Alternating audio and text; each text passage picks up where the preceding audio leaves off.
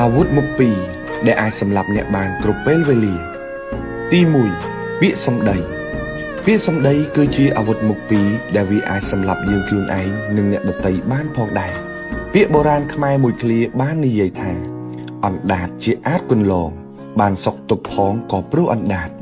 មានន័យថាពាក្យសម្ដីរបស់អ្នកគឺជាអ្នកកំណត់នូវសុខនិងទុក្ខប្រចាំថ្ងៃរបស់អ្នកជាមនុស្សថ្លៃថ្នូរម្នាក់អ្នកត្រូវយល់ពីកលៈទេសៈនៅក្នុងការនិយាយស្ដីរឿងខ្លះនិយាយត្រូវតែមិនត្រូវនិយាយពាក្យខ្លះគឺជាពាក្យពិត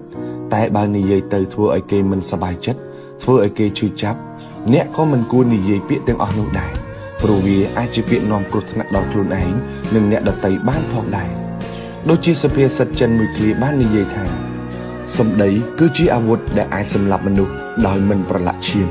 ជាមនុស្សមានតម្លៃម្នាក់មិនមែនមានន័យថាអ្នកត្រូវនិយាយគ្រប់រឿងដែលខ្លួនដឹងនោះទេ